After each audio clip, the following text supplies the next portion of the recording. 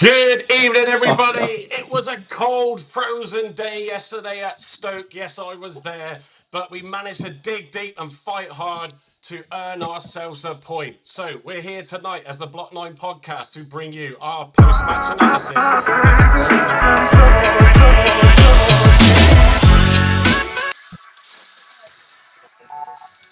There we go. I just thought I'd take the jacket off at least, but keep the hat on. So, evening, everybody. Apologies, timing wise, we're still sort of seeing the end of a brilliant Liverpool Man United game currently at 2-2.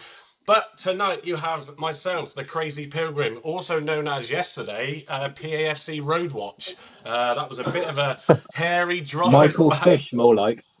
Michael Fish.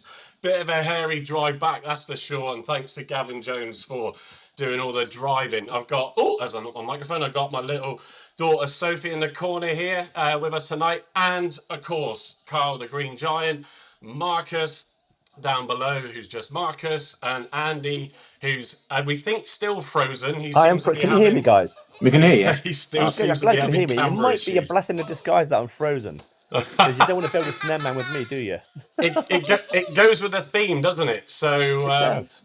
So that's always good. But yeah, something that I thought was interesting, yesterday as Gavin and I digested the game on the way home, and that is, sort of we went with a clear game plan to, sort of pick up a point, fight for that hard-earned point when we've got a few issues, obviously, in the squad still. No Hardy yesterday. We'll come on to that. What were the reasons for that? But, sort of Gavin made a good point to me, actually. He said Wayne Rooney's mentality is always about winning and going into a game winning. It's never about losing, not normally about trying to draw either. And sort of he made the point that actually, with Nance and Edwards knowing that it's important that we go away and try and pick up something, stop leaking these goals, try and get a result out, and that was clear yesterday, and made even more clear when the subs came on and we sort of parked the bus, and it worked. So, Carl, you sort of, I think, did you watch it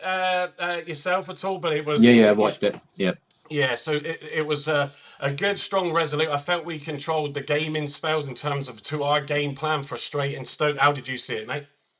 Yeah, really good away performance. Not so much an attacking one. I think we all knew we were gonna go up there and try and defend for as long as possible, and then try and hit on the counter, which we tried to do a few times. Just didn't have the quality in the final third to execute any of those chances we had, which was a shame. But yeah, I think everyone to a T put in a brilliant performance, especially the back five. Conor Hazard in particular, great to have him back in goal. He really frustrated the Stoke fans, as you could tell by the vocal, the way they were like responding to when he was touching the ball and things. So that was good to see. And yeah, just happy we managed to get a point and we didn't get a thrashing, which is nice to see. No, and I think Marcus, from being at the game, sort of, it was, to be fair, the temperature-wise, I didn't think it was much colder than down here when we left. It was 1 degree up there, but when you're standing, in the ground, you feel it a bit more. But yes, I must admit, I've not been to a load of away grounds, but my God, they were so quiet, and that must have come across on TV, and the only noise that they made was when, like Carl said, Hazard was wasting a bit of time and all that sort of stuff. How did you see the result, Marcus? I thought, to be honest with you, the defence was brilliant, organised, something we haven't seen for the last 2 months under Rooney, which is sometimes when you're away from home, just pick up the odd point, just keep it ticking away. Yeah. But the organisation at the defence was totally different. Yeah, it's interesting. It's interesting, Marcus, as well, isn't it? Because Gibson obviously left for Preston North End, and we wish him well. Surprised at that. We'll come on to that in a minute in terms of the club he went to. But it's a weird one, isn't it? Because a lot of people were saying, first game without Gibson, and we a back three, and we keep a clean sheet. But I think Pellegrin's very underrated. He hasn't really been given the chance he deserves. And another player that's been outstanding, shown more passion that we've been missing, is Sorinola.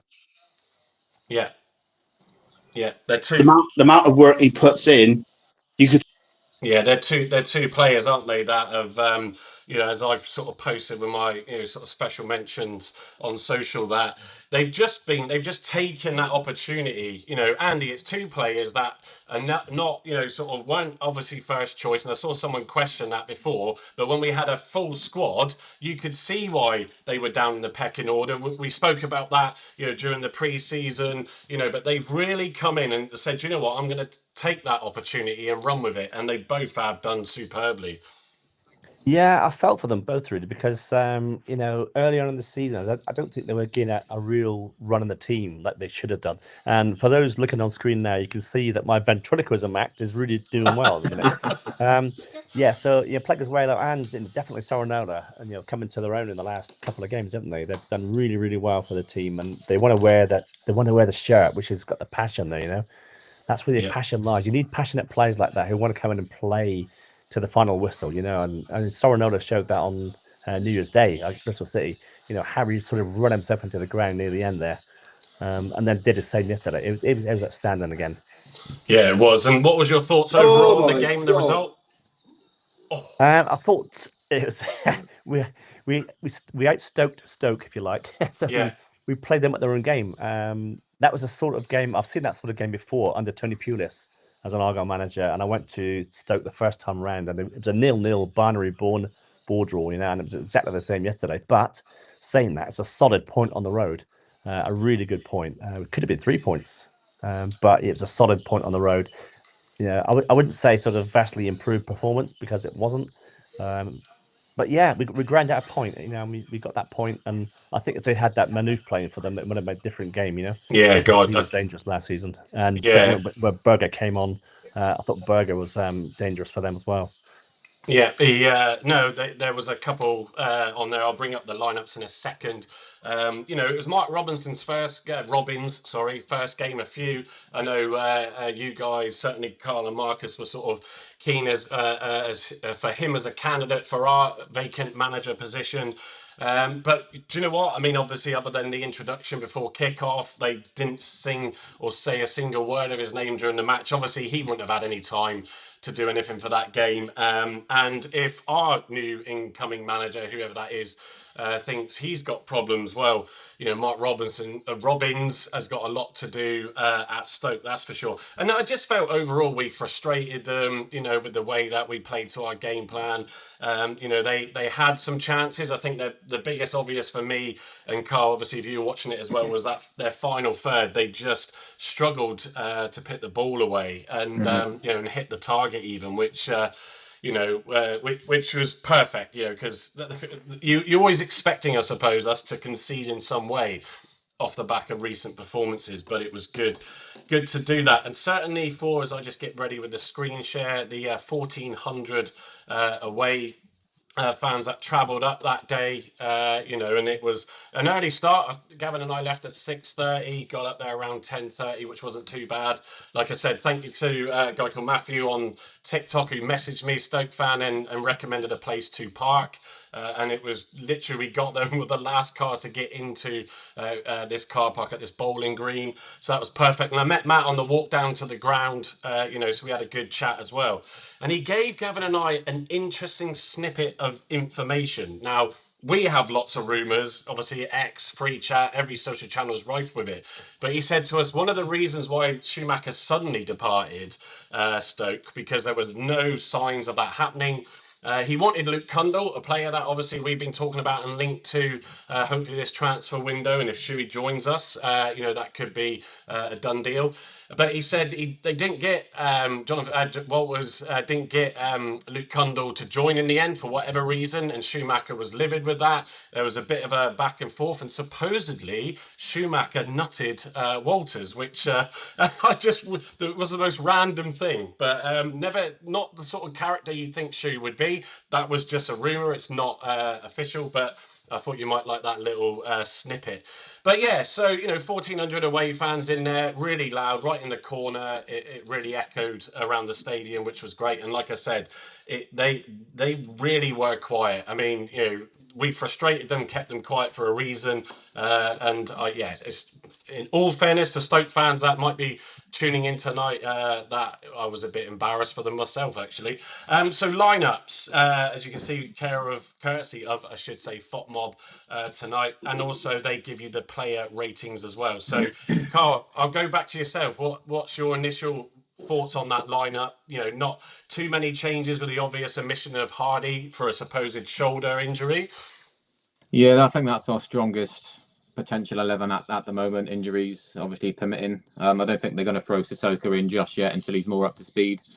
I was hoping to see him for the last 10 or 15, but I suppose the way the game was going probably wasn't the right call, and the subs he made was spot on in the end. Everyone that came on put in a shift, even Forshaw, Better put in a few challenges. Houghton did a quiet job when he came on as well, and yeah, I think that it was obvious we were there, especially in the second half, to try and salvage a point and go home with a clean sheet as well, which is the most pleasing thing out of that game yesterday.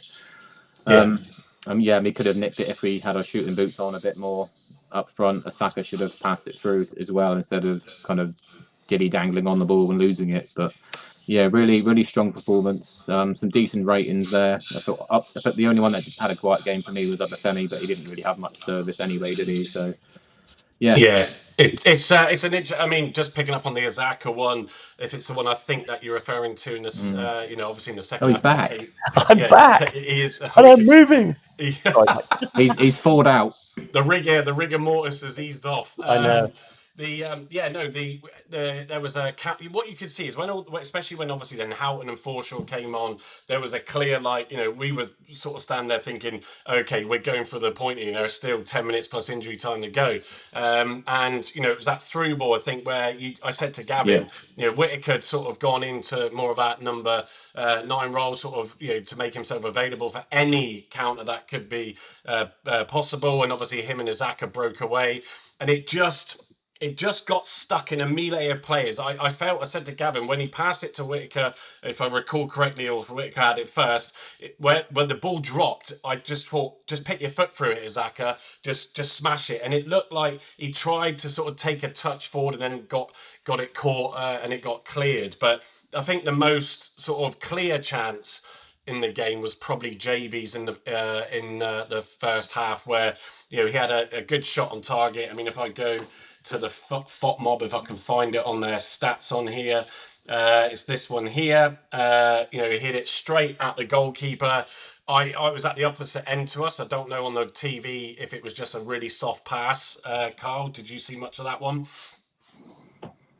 Yeah, pretty much as you said, it was pretty much of a soft pass. Yeah, that's what I'm saying about having that kind of killer instinct and being a bit sharper up front until we can get some quality up there. I think we're going to continue to struggle, but overall, yeah, it was a lot better performance. But we just need that killer touch up front.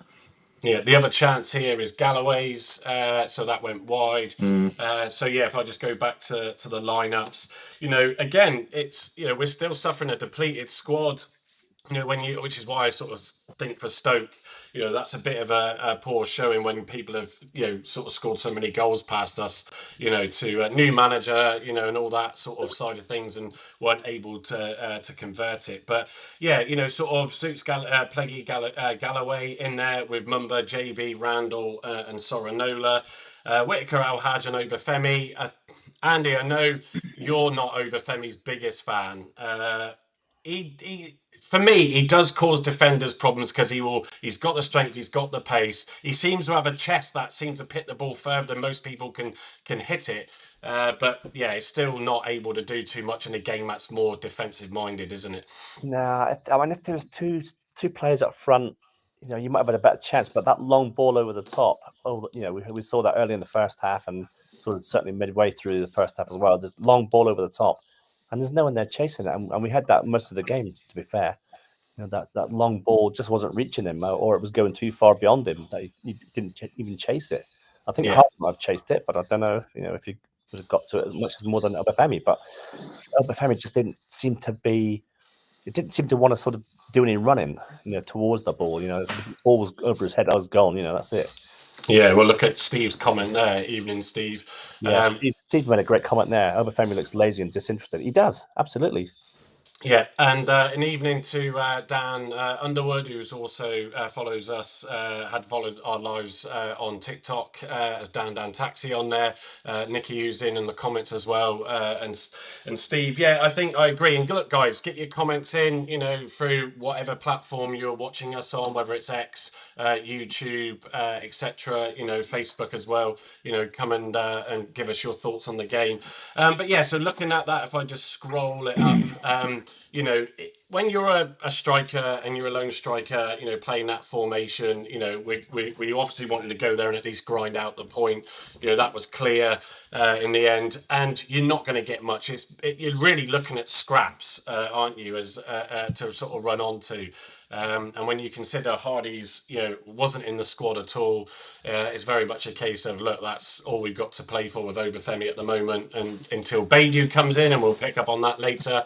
But yeah, sort of Marcus, any, sort of standouts, for you? I know we mentioned a couple already, but any thoughts, from that lineup and the players yesterday?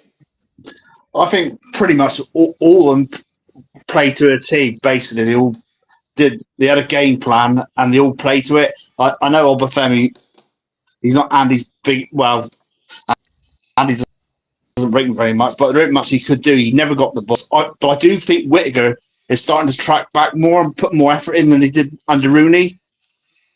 He seems to have improved. Yeah, it's an interesting one, that, isn't it? You almost, I don't like to sort of say that changes because of Rooney or not. He's obviously come off the back of that broken foot injury. Sort of, I suppose at Oxford, where everybody apart from probably Matty Sorinola weren't great.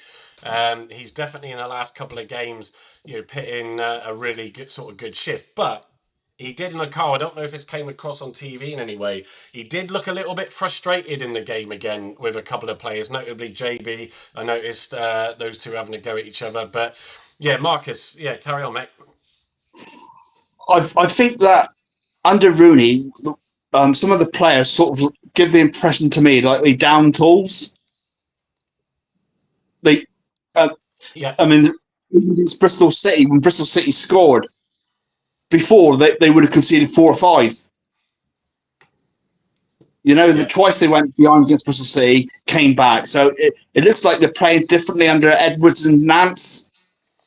Yeah, I think there's definitely, it's one of those, isn't it, where sort of new manager bounces can work and not work. A bit like yesterday, but he didn't really have any time with the squad, in fairness to Robbins. But it's look, I think it is what it is. Do I think Rooney lost the squad?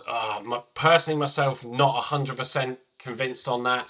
I think there may have been some fractions within the squad, but the fact that Whittaker, as we said, in the last post-match, the fact that Whittaker is coming alive again, Marcus, I think is good. Will he be here for the rest of January? I'm banking on that he's not going. What do you think? I think it depends on who's coming. I think if it's Shuey, which is expected, I think he'll stay.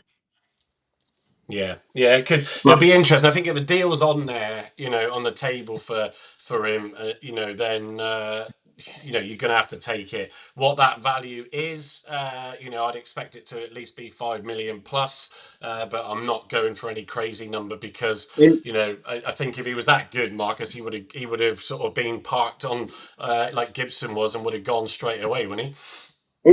In 25% going to Swansea. Well, if it is, we're still going to make a decent amount on him, aren't we? Either way. Yeah, the thing is, because like we sold Gibbo, was basically paid for Baidu. It depends how much money we got for, unless we got to sell players to buy players. Yeah, there's an element of that sort of. I've heard something along the lines of there was a £5 million pot in there, and that's excluding what we've made off the back of Gibson. What we might make off Hardy or anybody else that may go. I mean, sort of Scott's I'll just put that comment up again. Evening, Scott. Whittaker looks so much more relaxed now playing than under Rooney, and I think it's just good to have him back. He's desperate to get a goal, and that will, I think, lift him again if he doesn't go, and once we get the likes of Sissoko back fit, once we get Beidou in the squad with Al Haj playing, Carl, there's a lot of exciting opportunities to try and get us out of this mess, and for some of these players to really start, sort of getting back and enjoying their football again, isn't there? Yeah, definitely, especially up top now. We've signed Beidou. Obviously, Sissoko's back. Still quite quiet on Tijani. He's meant to be back middle of January. I still think he's got something to offer. I think he's had a bit of a cop out by the fans online as well. He hasn't really had that many chances to impress. I mean, Sheffield Wednesday, everyone was poor on the first game of the season. Then he's had a couple of sub appearances off the bench quite late on. He looked quite promising in pre-season, looked quite strong, scored a few goals. I still think there's something to come from him when he's fit as well. Yeah, I think we've got enough attacking talent on the pitch now when everyone's fit, and hopefully more to come to get us out of this mess. It's just we need to really shore up at the back, and we still need to get obviously a replacement for Gibson, and probably some fullbacks as well, and a CDM. And I think if we get Schumacher back as well, I think we've got a decent shot, especially with the next 3 home games as well coming up in the coming weeks. Yeah, no, totally. It was pick up on the press conference on Friday, when Nance said, Edwards has got 10 days now to, sort of like, get himself bedded with this experience. And I said to Gavin, actually, is that 10 days because that's the date they put on announcing this new manager, which would be a bit like, oh my, I hope not. Or is that when he might be due back himself as a player? Carl, what do you think to that comment that was made? No, he's meant to be back middle of February, isn't he? So I don't. Yeah, but we've seen some players come back early. Yeah, true. But no, I don't think he'd be ready for a few more weeks yet. I think the 10 days is in reference to getting the manager in, if I'm totally honest. Yeah. And we need to get a manager in before Brentford away, which gives the new man then chance to build before the 3 home games. So yeah, let's hope it's done. It's done tomorrow or early part of next week, and not later than that. No, Andy, what do you think to sort of to that situation? I mean, can us Argyle fans be patient enough for 10 days? No, I don't know if we can. We were patient enough on the last appointment we made. Sorry, before Rooney, Ian Foster. We sort of waited 6 weeks till he was appointed, and we all know how wrong that went. I just think we need to get this over the line. And if he's got a manager in line, whether it's Schumacher or whoever, he's got to get that over the line soon so he can get the players motivated and playing. And if he does bring back Elliot Turner as well with him, Schumacher, if he does come back, then that's going to be good for our casualties, if you like, because we seem to have had a lot of injuries recently, haven't we, with this other coach? But yeah, Elliot Turner seems to sort of. I don't think we had many injuries under Turner. I think Narlanis was one of them, but not many. And Carl's just sort of saying it was 3 weeks for Fozzie, not 6. But I thought it was a bit longer than that. Anyway, it felt a lot longer than that. Felt like it in the time. Go on. We still made a pig's ear of it, didn't we? Yeah. Well, I think that's the issue. I think back then we clearly weren't prepared for it.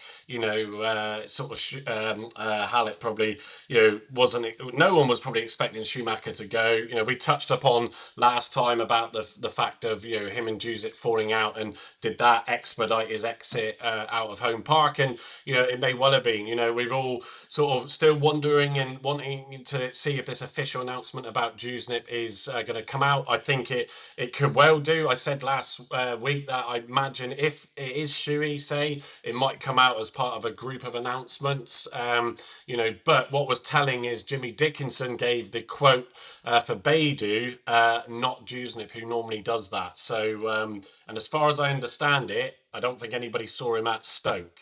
So unless there was anything on the TV cameras, Carl, but I don't believe he was at Stoke. No, he wasn't. According to Plymouth Live, he's leaving this week. Say again, sorry, Marcus? According to Plymouth Live, Jusnip's leaving this week.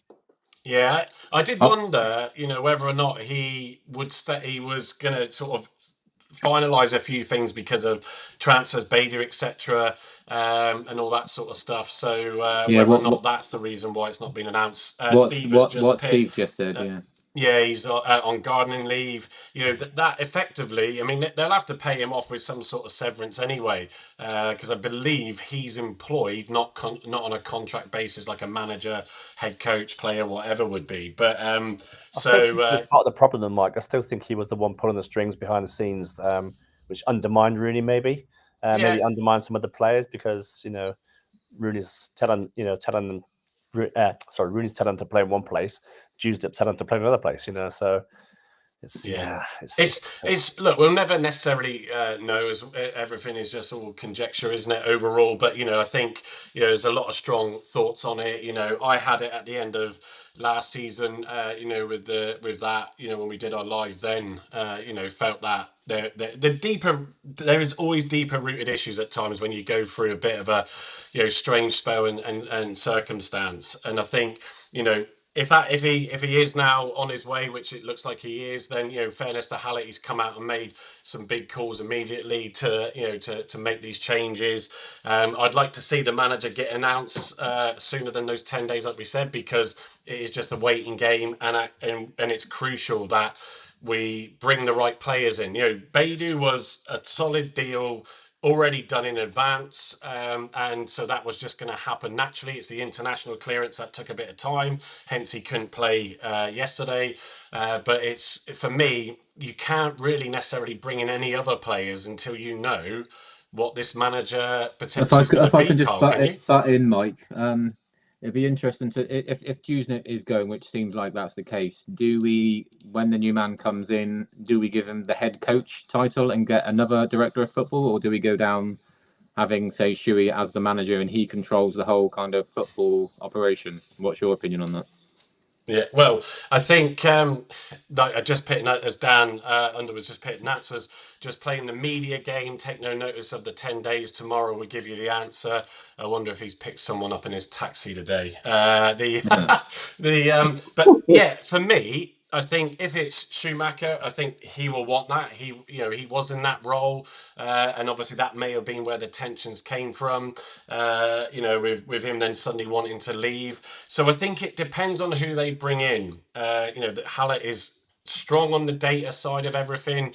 Forget the Rooney side. I mean, the data has served us well when you consider, what we just received for Gibson, potentially 1.5 million, if that's correct. When we got him, was he a free, or it was very low value? It was a free. Yeah, it's free. Yeah. So there's a good bit of business there. If you go back as well to Whittaker and Mumba, we got some good transfers and deals there based on the data side of things, and obviously Jimmy Dickinson saying that Beidou's a player we've been watching for a while. So it will be interesting, I think, depending on the type of candidates being interviewed, whether or not they feel they need a new director of football, or they can bring that person in as a manager. Andy, what do you think to that? Yeah, I'd have him as a manager, end of, because if you've got someone sitting in the stands with a little sort of microphone and earpiece there, giving you jip in your ear, you're thinking, just let me manage the team. This is my team. Let me just manage them the way I want to manage them. And I think that's maybe why Schumacher might have left in the first place, because he was just getting undermined too much. Yeah, speaking of that earpiece, someone mentioned it in one of my posts this morning, and he was just listening to Rick Astley's Never Gonna Give You Up or Let You Down, because that's Edwards' way, isn't it? Come on. He was listening to Marillion, mate. They're one of the best band in the world, Band. So yeah, exactly, yeah, mate, yeah. So, but no, I think it is interesting, because that's 2 games now where that's happened. Carl has just noted to me it's not streaming on Facebook. I can see it's not showing actually in my. It is on my live. Yeah, I don't know. Not I don't know why, but we won't worry about that for now, because it's a small audience there, but apologies for anybody that normally joins us from that. So yeah, this is after my comment about what I said about Dan being, as he picked someone up today, there's his reply. So yeah, Richard, evening Richard, he's saying no more head coach either. Marcus, where do you sit on that one? Just give it to Schumacher and let him run it. Be a manager. Get him in. Come on, get the Shuey in. These director of football, every club who seems to have director of football seems to have a lot of problems. There's been problems with Stoke, with Waters, Deucenit, whoever there is. There seems to be I don't actually know what they actually do apart from interfere. It's an interesting one because it was introduced like a good few years ago, wasn't it? And it was, oh, this is the way to run a football club, and that's when I think data started to become a big factor in it. But you just can't. Like the manager just needs to get on and just do what he needs to do, doesn't he, with the squad? It doesn't want anybody like I've got Sophie over my shoulder, looking over your shoulder, and trying to tell you what to do. So yeah, fingers crossed for tomorrow. So yeah, just picking back on the lineup, sort of looking in there, at the scores as well. Hazard and Carl, I'll come back to you because you've been a vocal one on our WhatsApp group with this. As I said before, I was supportive of him last season. He tends to just get a lot of negative narrative of stick from fans. His kicking out isn't the best, but he showed again yesterday, I think, in these last two games where he deserves his number one number, doesn't he, on his back? Yeah, hands down. We all know that Hazard, ever since he's joined, his playing out is poor. His kicking's been poor. Hopefully that can be worked on, but his shot stopping is unquestionable. The way he kind of, when it's needed, slowing down play, frustrating fan bases as well. The way he takes time to do things in games which you need to do sometimes. Yeah, and of course he's a lot bigger than Grimshaw. I think Grimshaw's problem is he's quite tiny. He hasn't got a massive reach on him, and like I said in the group chat, he's got hands made of cauliflowers, so he can't handle any shots that are powerful. They just seem to go straight through him. Is it hands made of cauliflowers, or should it not be lettuce? I mean, cauliflowers quite hard. It could be either. They're very weak, put it that way. But yeah, I just think if we had a mixture of both keepers, that would be perfect. But we've had Cooper for so long. We've been spoiled with a top class goalie. Anyone we get now isn't going to be up to Cooper's standard. So we have to kind of accept a goalkeeper's flaws going forward. But I think Hazard, yeah, definitely is the number one going forward now. I think so. I mean, Andy, your views on it. I think one of the thing for me is, something I want to get across as well. I think Dan Grimshaw is a great goalkeeper. When he came in straight away, he obviously, apart from that fumbled first goal he let in, but I felt he'd been solid. He is a good shot stopper. He does lack that height, obviously, so at set pieces, coming out for crosses, etc., he's not the best. His distribution is clearly where his strength is, and I think his confidence, like a number of players over the Rooney incident and getting thumped, and you being the goalkeeper taking those goals, got knocked a lot, and it was right to change Hazard. But Andy, what do you think to potentially having a home keeper and away keeper, which Gavin said in the car what Sturrock used to do at times? So is that is that something that could be a factor? Well, if that's the case, I'd have Hazard away because he's just had a clean sheet, But I was going to say, if you had a Dr. Frankenstein who could sort of intermingle the two together, Grimshaw for his kicking is good, and his playing from the back is good, and Hazard for his shot stopping. And we've had a great keeper there, haven't we? But unfortunately, we've got two totally different blokes. I think if you're going to do that, then have Hazard away, definitely.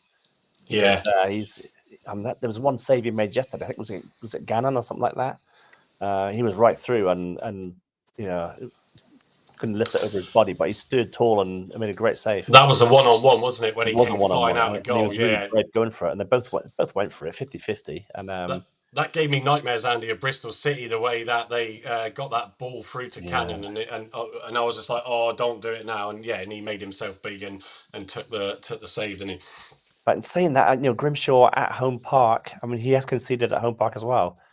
I don't know. It could be more problematic than anything if you got an away and a home keeper. I think you could have one or the other. Go on, Marcus.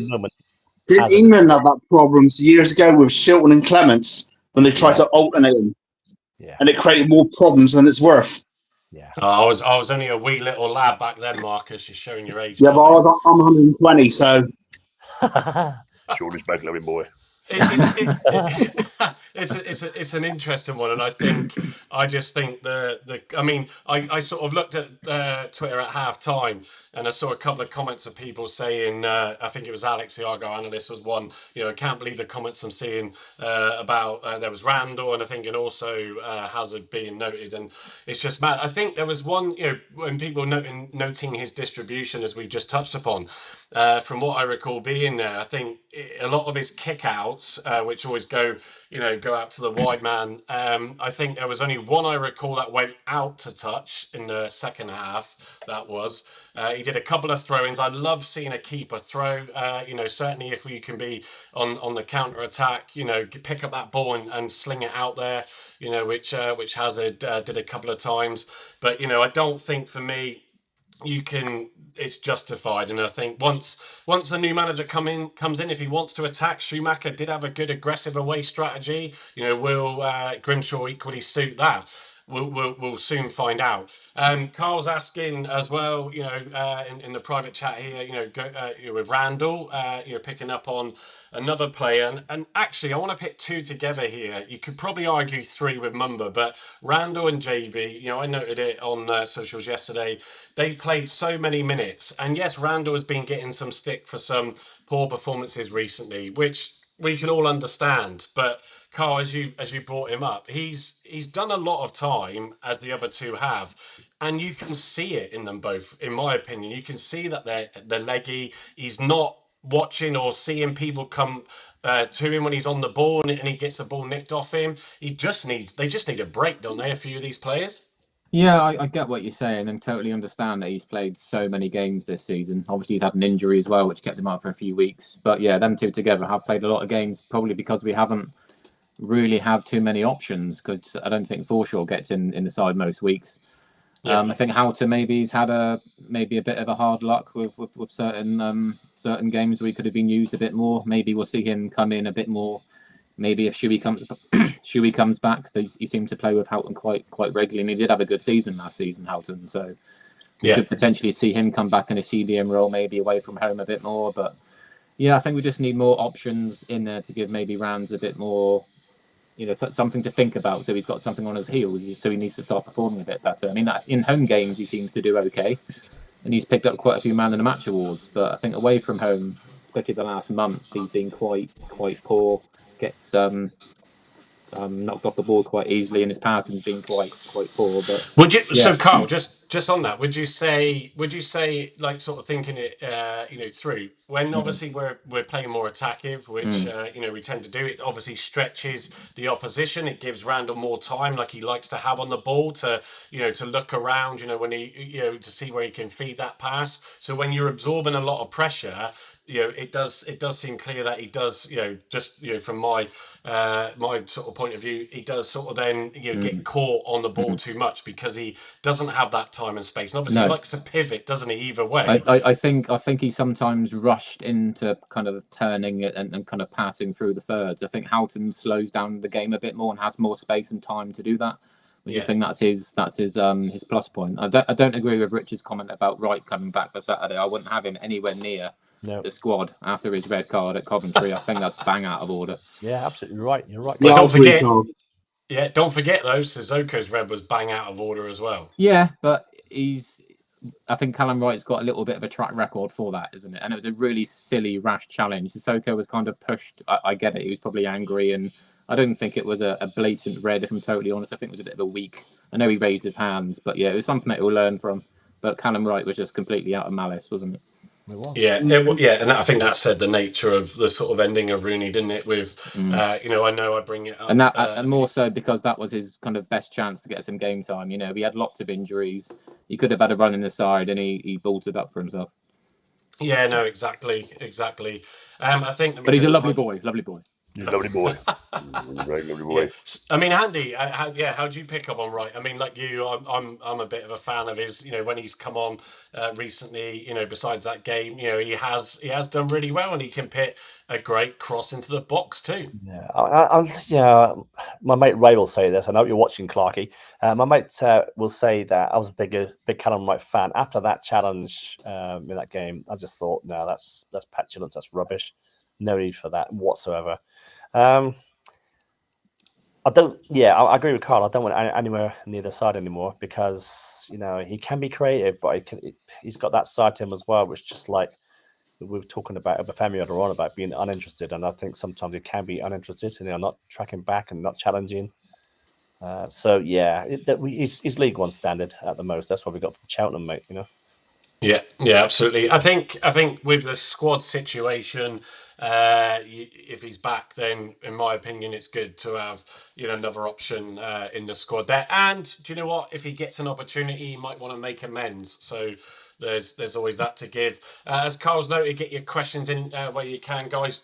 I'll use this to take a moment just to sort of tell you a bit about us. For those that are joining us tonight, we got a load on again, so we really appreciate that. We are the Block 9 podcast. Yes, it's another Plymouth Argyle podcast, a live one as well. But yeah, look, we love talking about Argyle. We did a lot of it starting off on TikTok and then decided to bring it across over to YouTube and X because that's where the big Argyle audience is. Look, we'll just give our view on the game. We like to bring a bit of difference. Hence, you got the graphics that I'm bringing up here, to share with you when we get goals, like we had against Bristol City. We'll run some highlight reels and talk through the goals. But yes, you got myself, obviously Mike the Crazy Pilgrim, and as I've said, also known yesterday as the PFC Road Watch on that journey back. You got Andy the Grumpy Loyal, Marcus and Carl the Green Giant. Look, check us all out. You can follow us, and also please give us a like and subscribe on our YouTube channel as well. Look, moving on to a few other players. Marcus, another one a bit like Randall, JB, is pitting a lot of shifts recently, and I've seen a few negative comments come up about him. He got a 7.2 there, slightly better than Randall, but I didn't really think they were both any different. Also, Gavin reminded me his loan recall date is Tuesday. So, Marcus, thoughts on JB staying, going? What's your overall view on his tenure so far this season? I think he's been pretty good. I hope he stays because he's had a pretty good season. But Leeds might want to take him to a club that's a bit higher. But you never know. If Shuey comes, they might change their minds.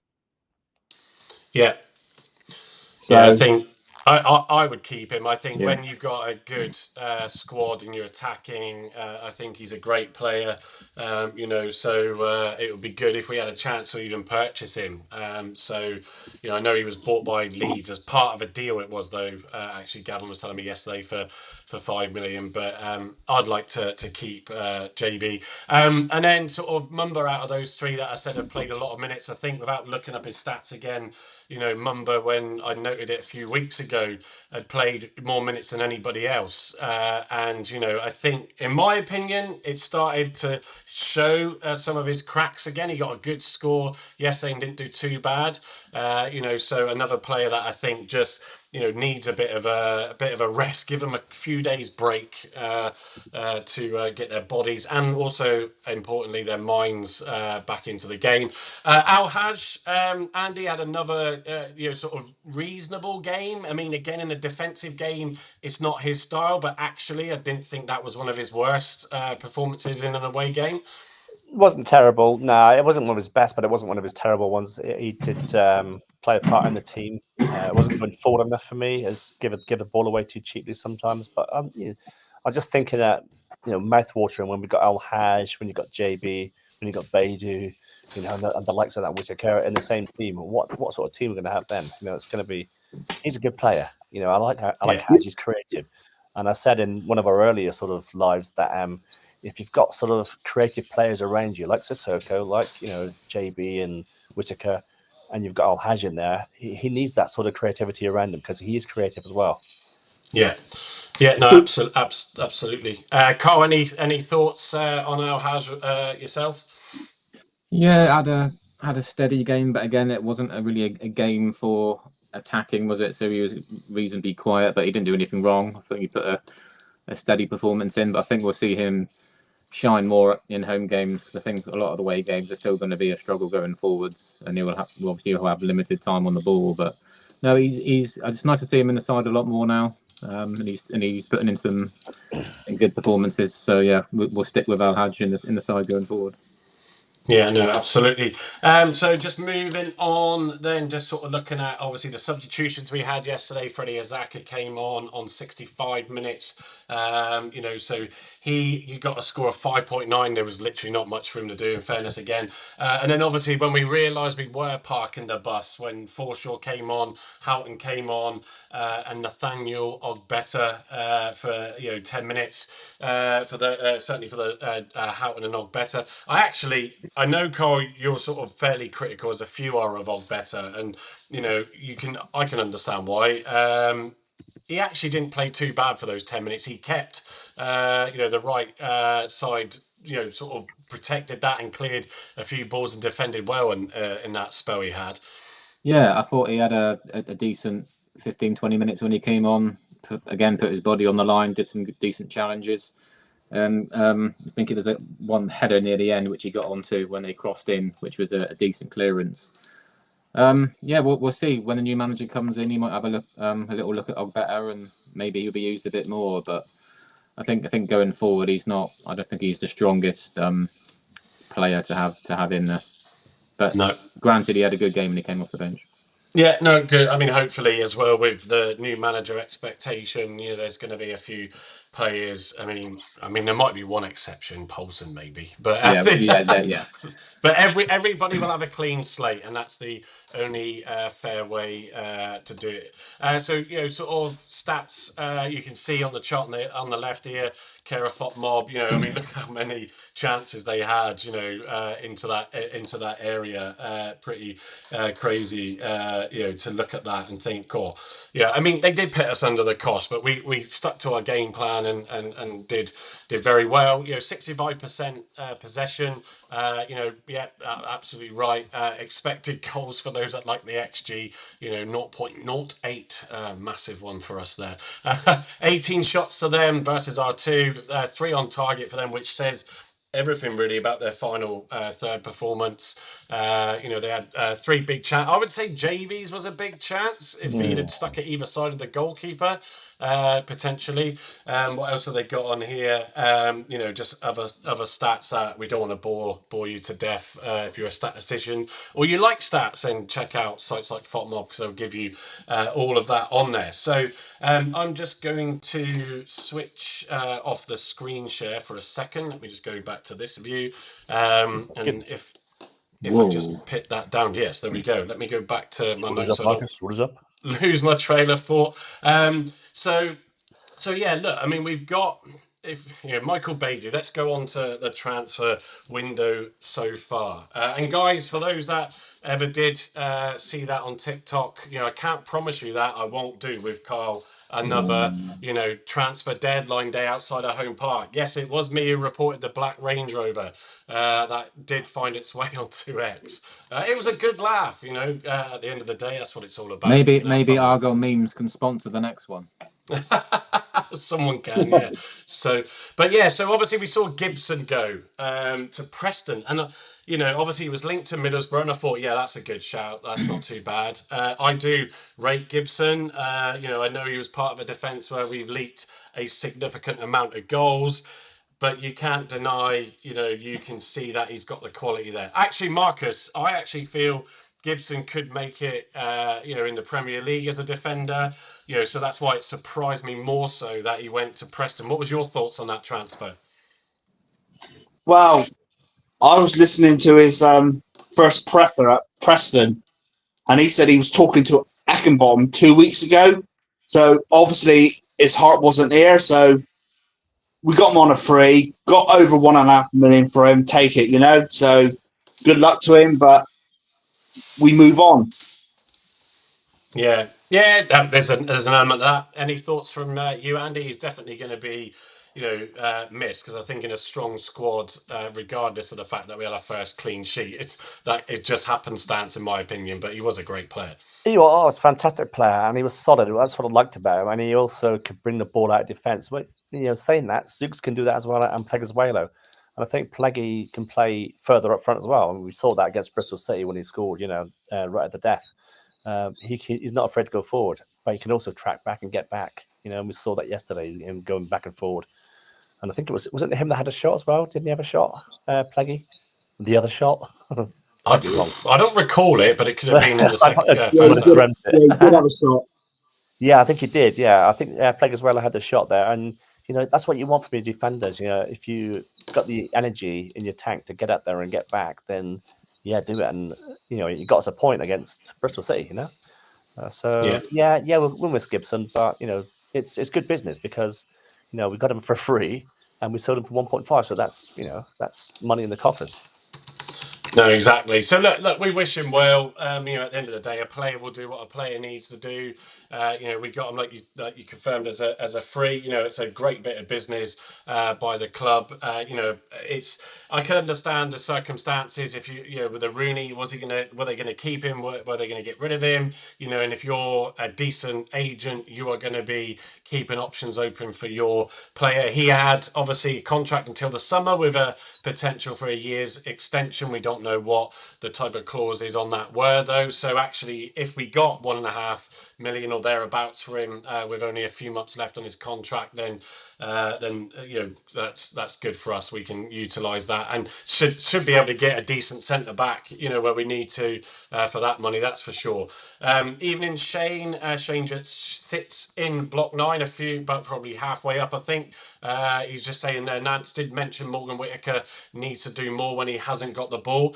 Interesting point that, before I sort of continue with the transfers, because it's part of it, is actually Whittaker before his injury tended to do quite a lot off the ball, and I always used to pick that up, and his work rate, didn't ever get any credit for it. He still obviously then had the issues of getting past players and trying to do what he used to do really well. And I think with the sort of, manager coming in, if it is Schumacher, hopefully, like we said earlier, can get the best out of him. I think it was, I don't know if it was you, Carl, was it, who said last night that he wasn't on the coach on the way back, but we did sort of hear that a few players might have gone off to see family while they're up north, but it doesn't mean to say that he might not have gone to have a little browse around a certain Burnley. Carl, what do you think? If I wanted to go for a weekend away somewhere, it wouldn't be in Burnley, if I'm honest. But no, please don't offend any Burnley fans that might be watching tonight. I think his game suffered a little bit more this season because he is doing more tracking back and pressing. Last season he didn't really do that, but scored more goals, which is quite ironic. So it's kind of blending the two together, which he needs to do. But since he's come back from his injury, he's been positive. He hasn't looked more aggressive. He's been more aggressive. He hasn't looked lazy, which I don't think we can blame him for. Earlier part in the season, potentially, you could have said that, but we don't know how long he was playing with a broken toe for either, do we? So no, he's been positive since he's come back, and I hope he stays. I don't really want to see him leave, but if we get a decent offer, then you've got to look at it. I don't think we're going to get an offer like we did last, in the summer, like the double figures mark. But no, I hope he stays. Yeah, no, absolutely. Go on, Marcus. Would you accept 5 million now?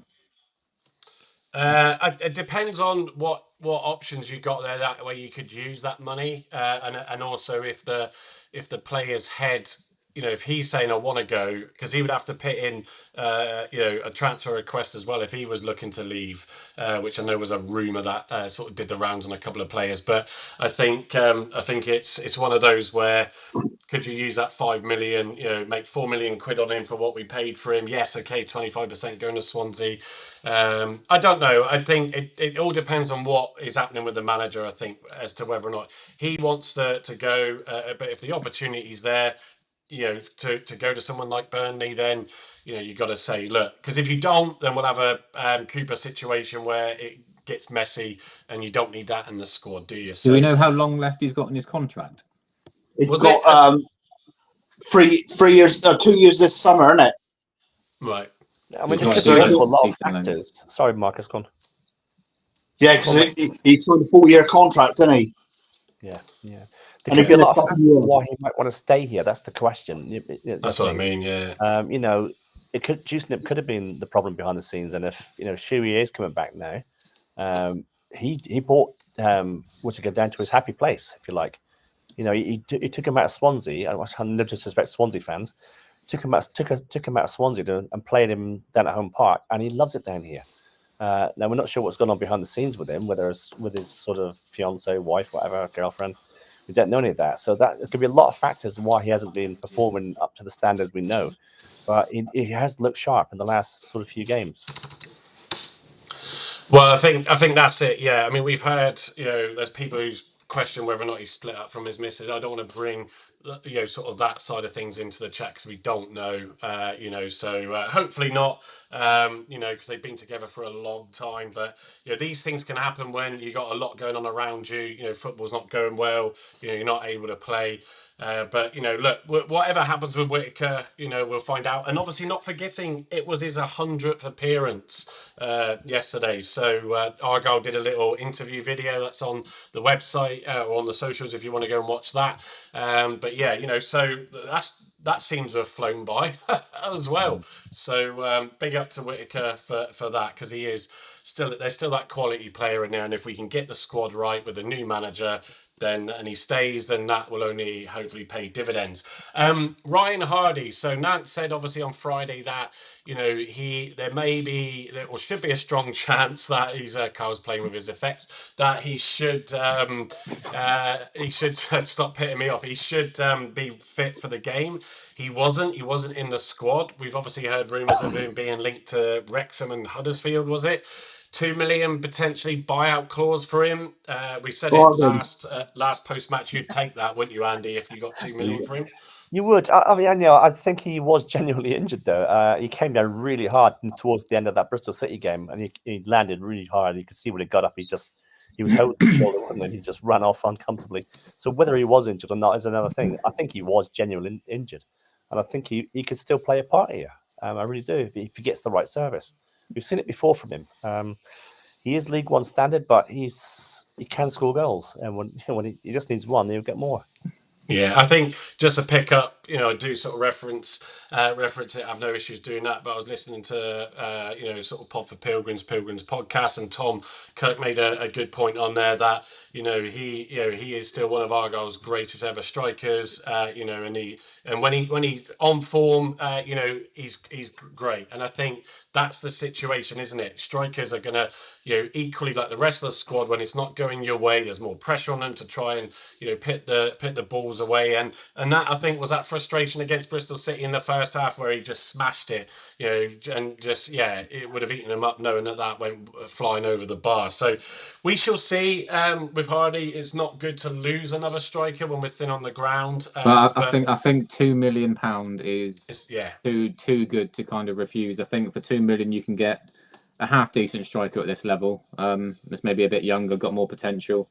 Yeah. I just think, again, if Shuey comes back, he might get the best out of Hardy. I mean, Hardy had a good season under him last season, so yeah. Well, it's all about just getting the right chances, isn't it, for him? And to be honest, he has picked up several injuries as well. So is he going to become injury prone soon? I think £2 million is a good deal, if I'm honest. Yeah, so Strictly Plymouth, evening, mate. 11 goals last season doesn't say League One player to me. We ran him into the ground. He has, I'll tell you one thing he has got is an absolute engine on him. Probably one of the best staminas in the squad, in my opinion. So moving on as I just flick through my notes. Obviously, so I noted it earlier, JB going on the 7th, the option is up on the 7th. That's going to be interesting then, so we should know fairly quickly with JB. Obafemi, would you, in the nicest way, Michael, you would sort of say thanks but no thanks. So if we can return him, if that is in the deal, I think you would, to free up. He's probably on around 15 grand a week, so that's something that could be used to bring to another player. So I don't really want to. We've spoken a bit about Obafemi already today. Sissoko. So here's the big one. So we're all sort of lauding it when he came back in to the game against Bristol City, and it was fantastic to see him come back. But I know Jusnip said that we have priority option on him to, I think, purchase, if I'm correct. But I don't know what date that decision has to be made, a bit like JB's there on the 7th. So if anybody knows, put it in the comments. But it's almost like he could still potentially get recalled and we might still lose him. So hopefully not. Thoughts on that, Marcus? I don't think he'll go anywhere, mainly because of his injury. Because that takes time to get back. They don't call him back now. They might as well just stay. And other fans say we should go bidding for him, but if we got 5 million, you don't want to waste half of that on a player that's already here, because that isn't a lot if you need 3 or 4 players.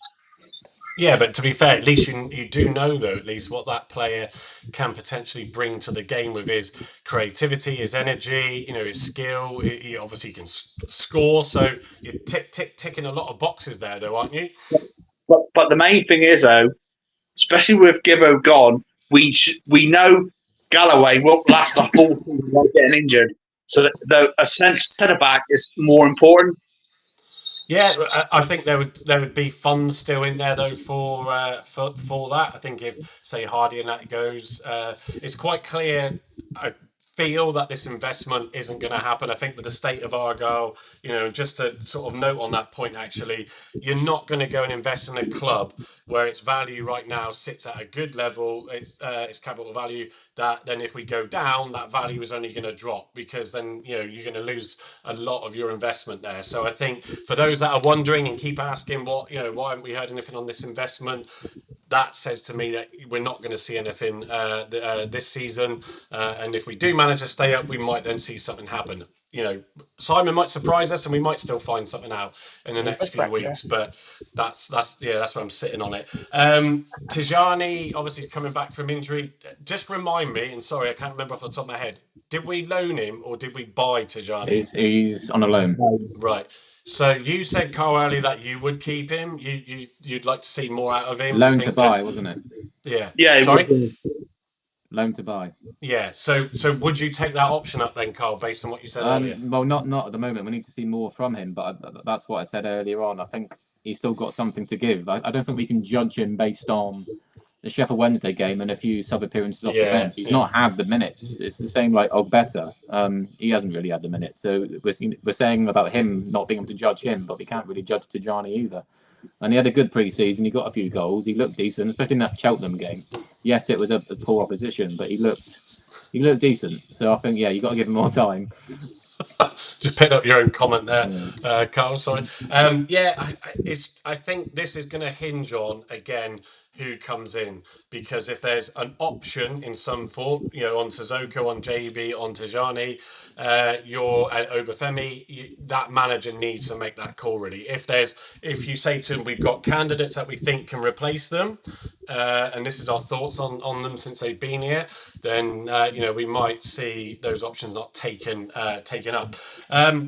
So I think, look, from that transfer side of things, I think that's, it's going to be interesting to see how things pan out. Obviously, let me just go back to the screen share. The sort of big one that we'd all been waiting for, we noted and touched upon it earlier, was obviously Michael Baidoo. So just to pick up on the point, I put it on my post as well as TikTok. He's classed as a striker, as you can see there, if you can read that on FOTMob.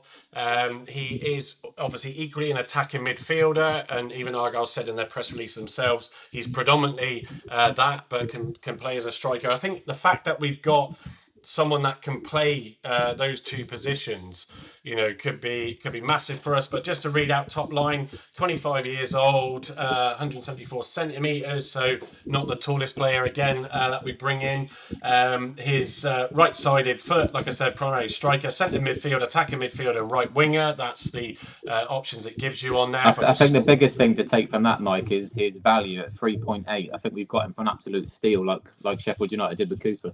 Yeah, so just to point out on that, because I know a few people have asked that question about his value. Thank you, Carl. He's out of season in the league that they're in. They also exited out of Europa, so they haven't got that for next season. So the values do fluctuate. In the summer when we were looking to sign him, they were in Europa. He'd scored obviously in that league as well, competition, and so in your play in your season, so your value will be higher. So if we have got him for a reported 1.5 million, then yet again that's another great bit of business. Until we see him play, though, we don't know. But you know, he's scored what 10 goals. This is this season so far, 10 goals, an expected XG of 4.54. You know, sort of what else have we got in there? Shots 40, shots on target 19, assists 4. Not many on that side of things. Successful passes, 84% accuracy. And in the chart on the right here, you can see, you know, his player traits and where he comes with chances created, touches, and goals. You know, being those strengths. So, Carl, the biggest thing to take from that, like you said, he's not the biggest. Look at his aerial duels, 3%. So if we're going to go long to him, that's a waste of time. Yeah, exactly. It's going to be all on the ground, isn't it? So, what other thoughts have you got on him? I suppose it's just been forever waiting on whether or not he was going to come in, Carl, and he's an exciting prospect, isn't he? That's for sure. Biggest signing as well. It does make me wonder whether Al Hajj was always kind of on the cards, because obviously I think he was the main target during the summer, wasn't he? And it kind of fell through last minute. Then we got the Al Hajj deal over the line. So it's an interesting take that, whether he was still going to come Al Hajj if we got Beidou. I don't know. But yeah, he looks what we've been missing this season. He looks pacey from what I've seen on the highlight reels and stuff. He's got an eye for goal. He looks quite strong for a small guy as well. So yeah, I'm really looking forward to seeing him play. I mean, to be fair, have you ever seen a bad highlights reel though? No. But the standard of opposition's a little bit better than previous players we've signed. So yeah, absolutely. Andy, your thoughts on Michael Beidou? Yeah, I'm excited for this guy. There's been a lot of hype about him, isn't there? I'm just hoping he lives up to the hype. And I'm hoping he's the replacement as that we've all been looking for. You know, we always thought Tijani. We always thought that El Hajj was. He hasn't sort of stepped up to that just yet, but I'm hoping that Beidou's got the skill and the sort of, you know, the ability to get forward and support the front men and score a few goals. You know, that's what we need. Yeah, we're missing that, and I'm quite excited about it. Yeah. Yeah, Marcus, go on, give us your thoughts on Michael Beidou. He does look the real deal, but we're only going to find that out when we see him play, because everybody was gushing about Al Hajj, and it's taking him time to settle in. So I think a lot of fans are expecting this player just to step in and be brilliant straight away, but sometimes it takes a while, new country and everything like that, for him to settle in. So we shouldn't put too much pressure on him. Yeah, I think so. I think and also the fact that he's out of season, you know, getting back into that match fitness is going to take some doing. I know a few people saw him out running and stuff like that, exercising, because he did come over before the new year. So he came over with his dad, apparently, didn't he? Yeah, well, yeah. So either he's a very young dad, but no, from what I believe we understand, Carl, that was his mate from London. Yeah. So all good. Argyle tweets. Let me just pick that one up. Yeah, it sounded like they always wanted Al Hajj and Beidou, expecting Callum Wright to move on. Yeah, I think you know, if that's the case. So some players do need to move on and free up those salaries. You know, because I think even Wright is on about 10 grand a week. So you know, so it would be good to sort of free that up to help fund other players. And also, we don't know what loans we might have on the table as well, not just outright transfers. So I'm just going to come off that screen. So yeah, look, we're about done tonight. I was just checking on X for those that I'm sure a lot of you on here will go. Argyle Life are on at 7:30 tonight, so 3 minutes time. So as Andy's playing with his effects, yes, I got to take Sophie to bed now as well. Thanks everybody for joining us again tonight. Fantastic audience, and for everybody putting their comments in. Carl, thank you as well tonight. Andy, Marcus, we shall be back again after the Brentford game. Let's not expect much from that. Could it be Argyle's biggest defeat after winning 5-0 against Southampton yesterday? Ooh, it's a bit of a nervous disposition. But stop working. Yeah, Andy's like a kid in a toy shop now. Well, you told his MacBook can produce loads of these brilliant effects. Oh, you're right. So, but yeah, as always, gents, pleasure. This will get wrapped up and it will be available on podcasts. Carl's feeling a bit under the weather there. I hope just to point out that everybody did make it back safe yesterday. That was pretty horrendous, and I have to say thank you to Gavin for doing all the driving there. It was a long day. So yeah, we all got back safe. I hope all those involved in the incidents are equally well and nothing too serious there.